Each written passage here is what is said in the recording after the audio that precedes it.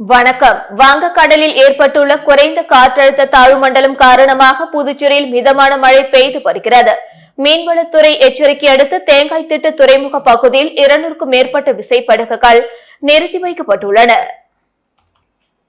வங்கக்கடலில் ஏற்பட்டுள்ள குறைந்த காற்றழுத்த தாழ்வு மண்டலம் காரணமாக புதுச்சேரி மற்றும் தமிழகத்தில் கனமழை பெய்யும் என்று வானிலை ஆய்வு மையம் அறிவித்துள்ளது. இந்த நிலையில் கடந்த ஒரு வார காலமாக புதுச்சேரியில் வானம் மேகமூட்டமுடன் காணப்பட்டு வந்தது. நேற்றிரவு லேசான மழை பெய்து வந்த நிலையில் தற்போது புதுச்சேரியில் மிதமான மழை பெய்து வருகிறது. குறிப்பாக கடற்கரை சாலை, விமான நிலையம், உப்பளம், ராஜ்பவன், முத்தியால்பேட்டை, முதலியார்பேட்டை உள்ளிட்ட நகர பகுதிகளிலும் மிதமான மழை பெய்து வருகிறது. இதேபோன்று கிராமப்புறங்களான பாகூர், திருக்கனூர், வில்லியனூர் உள்ளிட்ட பகுதிகளிலும் மிதமான மழை பெய்து வருகிறது. இருப்பினும் பள்ளி, கல்லூரிகள் புதுச்சேரியில் வழக்கம் போல் இயங்கி வருகிறது. குறைந்த காற்றழுத்த வானிலை காரணமாக மீனவர்கள் யாரும் கடலுக்கு செல்ல வேண்டாம் என்று மீன்வளத்துறை எச்சரித்துள்ளது. இதன் காரணமாக மீனவர்கள் 2வது நாளாக கடலுக்கு செல்லாமல் தங்களின் 200க்கும் மேற்பட்ட விசைப்படகுகளை தேங்காய்திட்டு துறைமுகத்தில் பாதுகாப்பாக நிறுத்தி வைத்துள்ளனர். மீன்வளத்துறையின் அவசர கால கட்டுப்பாட்டு அறை முழு நேரமும் இயங்கி வருகிறது. மேலும் மாவட்ட நிர்வாகம் சார்பில் பொதுமக்கள் புகார் தெரிவிக்க கட்டணமில்லா இலவச எண் அறிவிக்கப்பட்டுள்ளது. புதுச்சேரியில் சினிமா படப்பிடிப்பிற்கான கட்டணத்தை குறைத்த முதல்வர் ரங்கசாமி நடிகர் பார்த்திபன் நேரில் சந்தித்து நன்றி தெரிவித்தார். கொரோனா காலத்தின் போது புதுச்சேரியில் சினிமா படப்பிடிப்பு கட்டணங்கள் உயர்த்தப்பட்டன. புதுச்சேரியில் சினிமா படப்பிடிப்பு கட்டணத்தை குறைக்க வேண்டுமென வலியுறுத்தி முதலமைச்சர் ரங்கசாமியை சந்தித்து திரைத்துறையை சார்ந்த பலர் வலியுறுத்தி வந்த நிலையில் புதுச்சேரியில் சினிமா படப்பிடிப்புகளுக்கான கட்டணம் வெகுவாக குறைக்கப்பட்டது. இந்நிலையில் படப்பிடிப்புக்கான கட்டணத்தை குறைத்த முதலமைச்சர் ரங்கசாமியை நடிகரும் இயக்குநருமான பார்த்திபன் சட்டப்பேரவையில் உள்ள முதலமைச்சர் அலுவலகத்தில் நேரில் சந்தித்து நன்றி தெரிவித்தார். தொடர்ந்து செய்தியாளர்களிடம் பேசிய அவர், புதுச்சேரியில் படப்பிடிப்பு கட்டணத்தை குறைத்த முதலமைச்சர் ரங்கசாமிக்கு நன்றிகளை தெரிவித்துக் கொள்வதாகவும், இந்த கட்டணம் இன்னமும் குறைக்கப்பட்டால் புதுச்சேரியில் சுற்றுலா மேம்படும், நிறைய படப்பிடிப்பு நடைபெறும், உலகில் மிக அழகான கடற்கரை நகரங்களில் புதுச்சேரி ஒன்று என தெரிவித்தார். தமிழக முதலமைச்சர் ஸ்டாலினை கண்டித்து அவரது உருவப்படத்தை கிழித்து தீயிட்டு கொளுத்தி புதுச்சேரி பாமகவினர் மறியலில் ஈடுபட்டதால் பரபரப்பு ஏற்பட்டது. பாமக நிறுவனர் ராமதாசுக்கு வேறு வேலை இல்லாமல் தினமும் ஏதாவது அறிக்கை வெளியிட்டுக் கொண்டிருப்பார் என்றும் அதற்கு பதில் சொல்ல வேண்டிய அவசியமே இல்லை என முதல்வர் ஸ்டாலின் கூறியிருந்த கருத்துக்கு அக்கட்சியினர் மத்தியில் கண்டனங்கள் கிளம்பி உள்ளது. இந்த நிலையில் பாமக நிறுவனர் மருத்துவர் ராமதாஸ் பற்றி அவமரியாதையாக பேசிய தமிழக முதலமைச்சர் ஸ்டாலினை கண்டித்து புதுச்சேரியில் பாமகவினர் மாநில அமைப்பாளர் கணபதி தலைமையில் கருப்பு கொடி ஏந்தி புதுச்சேரி ராஜீவ்காந்தி சிலை அருகே சாலை மறியலில் ஈடுபட்டனர். அப்பொழுது அவர்கள் ஸ்டாலினின் உருவப்படத்தை கிழித்து எறிந்தும் தீயிட்டு கொளுத்தியும் தங்களின் எதிர்ப்பை தெரிவித்து கோஷங்கள் எழுப்பினர். இதில் பாட்டாளி மக்கள் கட்சி நிர்வாகிகள், தொண்டர்கள் மற்றும் மகளிர் அணியினர் உட்பட ஏராளமானோர் கலந்து கொண்டனர். மருத்துவர் ராமதாஸ் அவர்களிடம் தமிழக முதலமைச்சர் ஸ்டாலின் மன்னிப்பு கேள் என்று கோஷங்கள் எழுப்பினர். அரை மணி நேரம் ஈடுபட்ட சாலை மறியல் போராட்டத்தை அடுத்து காவல்துறை அறிவுறுத்தியதை தொடர்ந்து போராட்டத்தை கைவிட்டு கலைந்து சென்றனர். புதுச்சேரியில் கனமழை எச்சரிக்கை காரணமாக பொதுமக்கள் புகார் தெரிவிக்க தனி வாட்ஸ்அப் எண் அறிவிக்கப்பட்டுள்ளது. வங்கக்கடலில் ஆழ்ந்த காற்றழுத்த தாழ்வுப்பகுதி உருவாகி உள்ளது. இதன் காரணமாக காரைக்கால் மாவட்டத்துக்கு ரெட் அலர்ட்டும் புதுச்சேரிக்கு ஆரஞ்சு அலர்ட்டும் விடுக்கப்பட்டுள்ளது. மழையை எதிர்கொள்ளும் வகையில் பேரிடர் மேலாண்மை துறை முன்னெச்சரிக்கை நடவடிக்கைகளை எடுத்து வருகிறது. இதுகுறித்து புதுச்சேரி மாவட்ட ஆட்சியர் குலந்துங்கன் வெளியிட்டுள்ள செய்திக்குறிப்பில், வங்கக்கடலில் உருவாகியுள்ள காற்றழுத்த தாழ்வுநிலை காரணமாக புதுச்சேரியில் வரும் 29ஆம் தேதி வரை கனமழை பெய்யக்கூடும் என இந்திய வானிலை ஆய்வு மையம் தெரிவித்துள்ளது. இந்த கனமழை எதிர்கொள்ள பேரிடர் மேலாண்மை துறையின் உதவி அழைப்பு எண்களான 112 மற்றும் 1077 ஆகிய எண்களில் தொடர்பு கொண்டு பொதுமக்கள் தங்கள் புகார்களை தெரிவிக்கலாம். மேலும் பொதுமக்களின் நலன் கருதி பிரத்யேகமாக மெசேஜ் வடிவிலான புகார்களை மட்டும் பதிந்திட 94898107 என்கிற வாட்ஸ்அப் எண்ணை பயன்படுத்திக் கொள்ளலாம் என்று அதில் தெரிவிக்கப்பட்டுள்ளது. இந்திய அரசியலமைப்பு தினத்தையொட்டி முதல்வர் ரங்கசாமி தலைமையில் உறுதியேற்பு நிகழ்ச்சி நடைபெற்றது. இந்திய அரசியலமைப்பை ஏற்றுக்கொண்டதை நினைவு கூறும் வகையில் ஆண்டுதோறும் நவம்பர் மாதம் 26ஆம் நாள் இந்திய அரசியலமைப்பு நாளாக கடைபிடிக்கப்பட்டு வருகிறது. இந்திய அரசியலமைப்பு நாளையொட்டி இன்று புதுச்சேரி சட்டப்பேரவையில் முதலமைச்சர் அலுவலகத்தில் முதலமைச்சர் ரங்கசாமி முன்னிலையில் சட்ட அமைச்சர் லட்சுமி நாராயணன் இந்திய அரசியலமைப்பு முகவுரையை வாசிக்க அமைச்சர் திருமுருகன், சட்ட செயலர் டாக்டர் சத்தியமூர்த்தி மற்றும் வழக்கறிஞர்கள், சட்ட மாணவ மாணவியர்கள் ஏற்றுக்கொண்டனர். புதுச்சேரி அரசு 2025 ஆண்டிற்கான பொது விடுமுறை தினங்கள் குறித்த அறிவிப்பை வெளியிட்டுள்ளது. புதுச்சேரி அரசு அலுவலகங்கள், அரசு சார்பு நிறுவனங்கள், புதுச்சேரி அரசின் கட்டுப்பாட்டில் உள்ள பிற நிறுவனங்கள் மற்றும் கூட்டுறவு வங்கிகள் உள்ளிட்ட அனைத்து வங்கிகளுக்கும் ஒவ்வொரு ஆண்டும் பொது விடுமுறை அறிவிக்கப்படுவது வழக்கம்.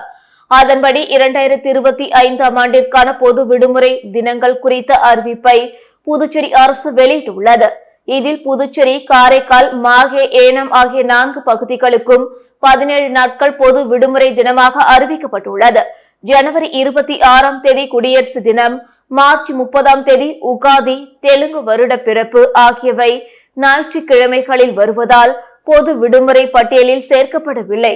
மேலும் கூட்டுறவு வங்கிகள் உள்ளிட்ட அனைத்து வங்கிகளுக்கும் 18 நாட்கள் பொது விடுமுறை நாட்களாக அறிவிக்கப்பட்டுள்ளது. அதாவது ஏப்ரல் 1ஆம் தேதி என்று வருடாந்திர கணக்குகள் முடிக்கும் தினம் என்பதால் அன்றைய தினம் வங்கிகளுக்கு கூடுதலாக ஒரு நாள் விடுமுறை அளிக்கப்பட்டுள்ளது. இது தவிர வரையறுக்கப்பட்ட விடுமுறை என்ற அடிப்படையில் 39 விடுமுறை நாட்களும் பட்டியலிடப்பட்டுள்ளது. MBBS சேர்க்கையில் NRI ஒதுக்கீட்டில் சீட் பெற போலி தூதரக ஆவணங்கள் சமர்ப்பித்த வழக்கில் மேலும் 31 பேர் சேர்க்கப்பட்டனர். புதுச்சேரி மருத்துவக் கல்லூரி சேர்க்கையில் NRI ஒதுக்கீட்டு இடங்களை பெற போலியான தூதரக சான்றிதழ்கள் சமர்ப்பித்தது கண்டுபிடிக்கப்பட்டது. 44 மாணவர்களுக்கு ஒதுக்கப்பட்ட மருத்துவ இடங்கள் ரத்து செய்து லாஸ்பேட்டை காவல் நிலையத்தில் சென்டாக் புகார் அளித்தது. 44 மாணவர்கள் மீதும் போலி ஆவணம் தயாரித்தல், அதனை உண்மை என சமர்ப்பித்தல் பிரிவின் கீழ் வழக்கு பதிவு செய்தனர். 2ஆம் கட்டமாக 6 சான்றிதழ் மற்றும் 25 சான்றிதழ் என 31 மாணவர்களும் போலி தூதரக சான்றிதழ் கொடுத்தது தெரிய வந்தது. போலி ஆவணம் சமர்ப்பித்த 31 மாணவர்களின் பட்டியல் லாஸ்பேட்டை காவல் நிலையத்தில் வழங்கப்பட்டது. ஏற்கனவே பதிவு செய்யப்பட்ட வழக்கில் 31 மாணவர்களும் சேர்க்கப்பட்டனர். இந்நிலையில் போலி ஆவணம் சமர்ப்பித்த மாணவர்களுக்கு சம்மன் அளித்து விசாரணைக்கு அழைக்கப்பட்டனர். விசாரணையில் ஒட்டுமொத்த மாணவர்களுக்கும் ஒரு சில ஏஜென்ட்டுகள் போலி தூதரக சான்றிதழ்கள் கொடுத்திருப்பது தெரிய வந்தது. ஏஜென்ட்டுகளை பிடிக்க போலீசார் நடவடிக்கை எடுத்து வருகின்றனர். பிரிந்து சென்ற மனைவியின் ஆபாச வீடியோக்களை சமூக வலைதளத்தில் பதிவிட்ட 2வது கணவரை புதுவை சைபர் கிரைம் போலீசார் கைது செய்து சிறையில் அடைத்தனர். வெளியனூர் அடுத்த கூடப்பாக்கம் பகுதியை சேர்ந்த பெண் ஒருவர் 3 நாட்களுக்கு முன் தனது அந்தரங்க போட்டோக்கள் மற்றும் வீடியோக்களை இன்ஸ்டாகிராம், வாட்ஸ்அப் மூலம் தனது உறவினர்களுக்கும் தமக்கும் அனுப்பி நான் சொல்லும் இடத்திற்கு தனிமையில் வர வேண்டும் என மிரட்டுவதாக சைபர் கிரைம் போலீசில் புகார் அளித்தார். ஆபாச வீடியோக்களை அனுப்பிய வாட்ஸ்அப், இன்ஸ்டாகிராம் எண் எந்த ஊரிலிருந்து இயங்குகிறது என்பதை கண்டறிந்தனர். திண்டிவனத்தில் இருந்து வெளியான ஆபாச வீடியோக்கள் காஞ்சிபுரத்தை சேர்ந்த பாண்டியன் வெளியிட்டு மிரட்டியது தெரிய வந்தது. தொடர் விசாரணையில் பாண்டியன் அந்த பெண்ணின் 2வது கணவர். அவர் பல பெண்களுடன் தொடர்பில் இருந்ததால் அவர் பிரிந்தார். தன்னுடன் சேர்ந்து வாழ வேண்டும், இல்லாவிட்டால் அசிங்கப்படுத்துவேன் என ஆபாச வீடியோக்களை அந்த பெண்ணின் உறவினர்களுக்கு அனுப்பியது தெரிய வந்தது. இதைத் தொடர்ந்து இன்ஸ்பெக்டர்கள் தியாகராஜன், கீர்த்தி தலைமையிலான போலீசார் பாண்டியனை கைது செய்து ஆபாச படங்கள் அனுப்ப பயன்படுத்திய மொபைல் போனை பறிமுதல் செய்து பாண்டியனை கோர்ட்டில் ஆஜர்படுத்தி சிறையில் அடைத்தனர். புதுச்சேரியில் கடல் சீற்றமாக காணப்படுவதால் கடற்கரைக்கு வரும் பொதுமக்கள் மற்றும் சுற்றுலா பயணிகள் கடலில் இறங்கி குளிக்க தடை விதிக்கப்பட்டுள்ளது.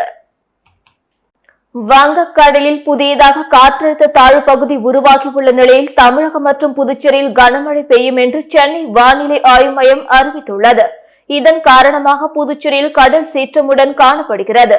மேலும் வழக்கத்திற்கு மாறாக கடல் அலைகள் ஆர்ப்பரித்து வருவதால் கடற்கரைக்கு வரும் சுற்றுலா பயணிகள் மற்றும் பொதுமக்கள் கடலில் இறங்கவோ அல்லது குளிக்கவோ தடை விதிக்கப்பட்டுள்ளது.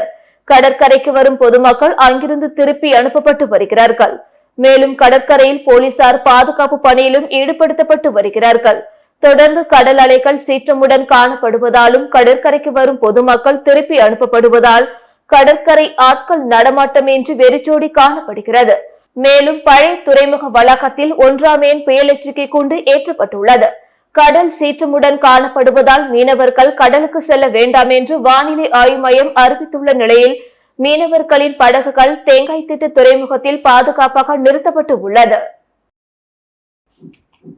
புதுச்சேரியில் 10 வயது சிறுமி பாலியல் பலாத்கார வழக்கில் கூலி தொழிலாளிக்கு 20 ஆண்டுகள் சிறை தண்டனை விதித்து போக்சோ நீதிமன்றம் பரபரப்பு தீர்ப்பு வழங்கியுள்ளது. புதுச்சேரி பிரியதர்ஷினி நகர் கேடி தோட்டம் பகுதியை சேர்ந்தவர் அந்தோணி என்ற குருராஜ். இவர் 3 சக்கர சைக்கிள் ஓட்டும் கூலி தொழிலாளி. கடந்த 2021ஆம் ஆண்டு அதே பகுதியை சேர்ந்த 10 வயது சிறுமி பாலியல் பலாத்காரம் செய்ததாக அந்தோணி மீது ஒதியஞ்சாலை காவல் நிலையத்தில் புகார் அளிக்கப்பட்டது. இதையடுத்து அவர் போக்சோ சட்டத்தில் கைது செய்யப்பட்டு சிறையில் அடைக்கப்பட்டார். அந்தோணி மீதான வழக்கு விசாரணை புதுச்சேரி போக்சோ சிறப்பு நீதிமன்றத்தில் நடைபெற்றது. அரசு தரப்பில் வழக்கறிஞர் பச்சையப்பன் ஆஜரானார். விசாரணை நேற்று முடிந்த நிலையில் குற்றம் சாட்டப்பட்ட அந்தோணி என்ற குருராஜுக்கு 20 ஆண்டுகள் சிறை தண்டனையும் ரூபாய் 11,000 அபராதமும் விதித்து போக்சோ சிறப்பு நீதிமன்ற நீதிபதி சுமதி பரபரப்பு தீர்ப்பு வழங்கினார். மேலும் பாதிக்கப்பட்ட சிறுமியின் குடும்பத்தினருக்கு ரூபாய் 4 லட்சம் இழப்பீடு வழங்கவும் அரசுக்கு நீதிமன்றம் பரிந்துரைத்துள்ளது.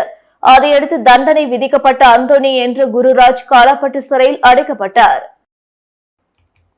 திருவக்கரை கல்குவாரியில் மீட்கப்பட்ட சடலத்திலிருந்து துண்டிக்கப்பட்டிருந்த தலை கிடைக்காததால் கொலை செய்யப்பட்டவர் யார் என்பதை கண்டறிய முடியாமல் போலீசார் திணறி வருகின்றனர். வானூர் தாலுகா திருவக்கரை பகுதியில் உள்ள அரசுக்கு சொந்தமான கல்குவாரி தண்ணீரில் கடந்த 23ஆம் தேதி தலை, கை, கால் வெட்டப்பட்ட உடல் மட்டும் கண்டெடுக்கப்பட்ட நிலையில் அந்த நபர் யார் என்பது குறித்து இதுவரையில் போலீசாரால் அடையாளம் காணப்படவில்லை. மேலும் கொலைக்கான தடயங்களும் கிடைக்கவில்லை.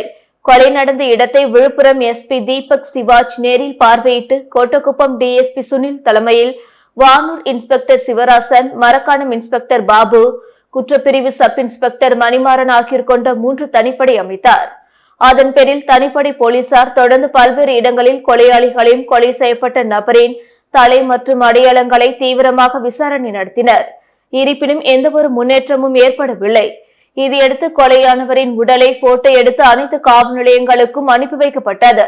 ஆனாலும் கொலையானவர் குறித்தும் கொலையாளிகள் குறித்தும் எந்தவொரு முன்னேற்றமும் ஏற்படவில்லை. இந்நிலையில் நேற்று காலை உடல் கண்டெடுக்கப்பட்ட கல்குவாரியில் வானூர் தீயணைப்பு நிலையத்தினரை வைத்து தலை மற்றும் கை கால்கள் இருக்கின்றனவா என மாலை வரை தேடினர். ஆனால் அங்கு எந்தவொரு பாகமும் கிடைக்கவில்லை. இதையடுத்து மாலையில் வானூர் காவல் நிலையத்தில் போலீசார் குவாரி உரிமையாளர்களை அழைத்து அவர்கள் தங்களது குவாரி பகுதியில் சிசிடிவி கேமராவை பொருத்தும்படியும் வெளியாட்கள் நடமாட்டத்தை கண்காணிக்கும் கேட்டுக்கொண்டனர். தொடர்ந்து 4 நாட்கள் ஆகியும் உடல் யாருடையது என்பதை கண்டுபிடிக்க முடியாமல் போலீசார் செய்வதறியாது திணறி வருகின்றனர். புதுச்சேரி அரசு விழாக்களுக்கு சட்டமன்ற உறுப்பினர்களை கட்டாயம் அழைக்க வேண்டுமென அதிகாரிகளுக்கு சார்பு செயலர் உத்தரவிட்டுள்ளார். புதுச்சேரி 7ஆம் பிராந்திய எம்எல்ஏ கொல்லப்பள்ளி ஸ்ரீனிவாச அசோக் அதிகாரிகள் தனக்கு உரிய மரியாதை கொடுப்பதில்லை எனவும் அரசு விழாக்களுக்கு அழைப்பது கிடையாது எனவும் தெரிவித்திருந்தார்.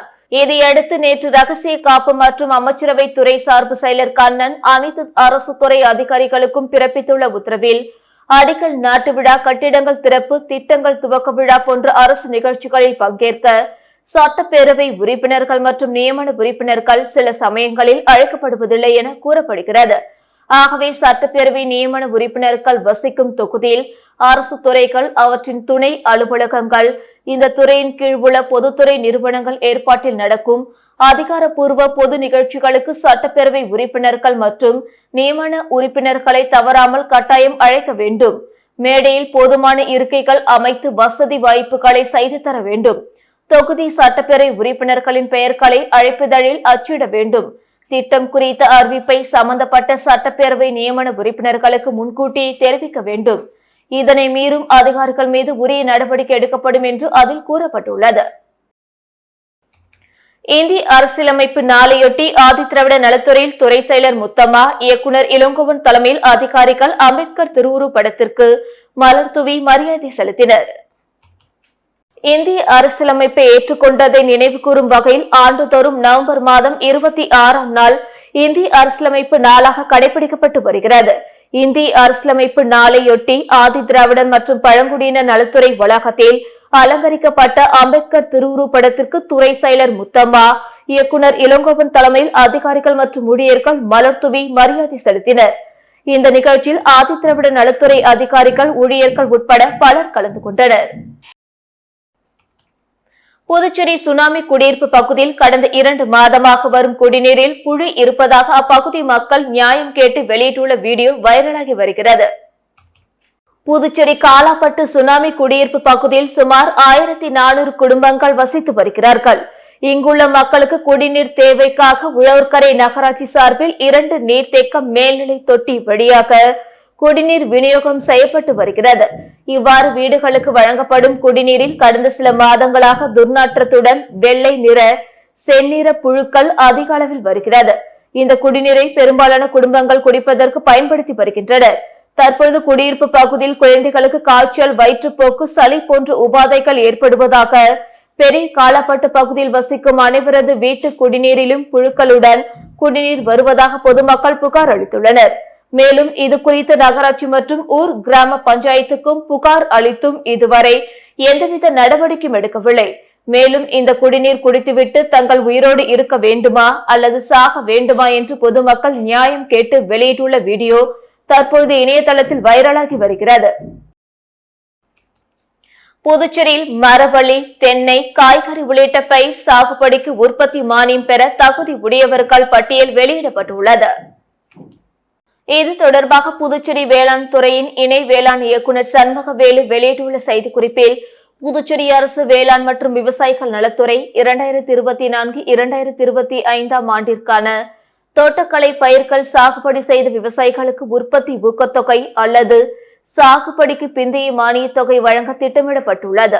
அதன்படி மரவள்ளி பயிர் சாகுபடி செய்யும் விவசாயிகளுக்கு உற்பத்தி ஊக்கத்தொகையாக ஒரு ஏக்கருக்கு ரூபாய் 7000, தென்னை சாகுபடி செய்யும் விவசாயிகளுக்கு உற்பத்தி ஊக்கத்தொகையாக ஒரு ஏக்கருக்கு 5000, நாட்டு காய்கறி பயிர் சாகுபடி செய்யும் விவசாயிகளுக்கு சாகுபடிக்கு பிந்தைய மானியமாக ஒரு ஹெக்டருக்கு ரூபாய் 12500, குளிர் காய்கறி பயிர் சாகுபடி செய்யும் விவசாயிகளுக்கு உற்பத்தி ஊக்கத்தொகை மானியமாக ஒரு ஏக்கருக்கு ரூபாய் 10,000 என வழங்குவதற்கு விவசாயிகளிடமிருந்து விண்ணப்பங்கள் பெறப்பட்டது.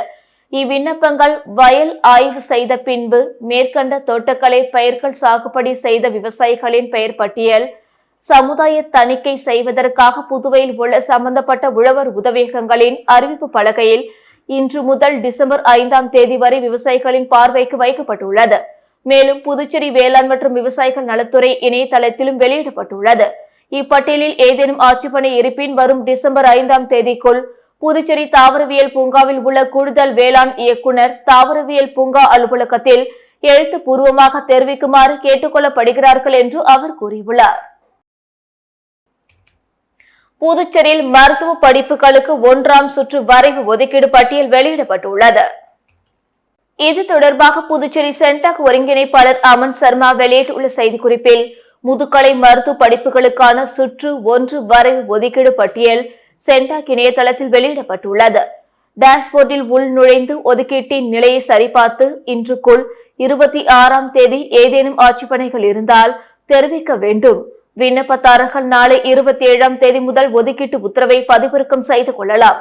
வருகிற டிசம்பர் 4ஆம் தேதி மாலை 5 மணிக்குள் சம்பந்தப்பட்ட கல்லூரிகளுக்கு சென்று தேவையான சான்றிதழ்களை சமர்ப்பித்து கல்லூரியில் சேர்ந்து கொள்ள வேண்டும்.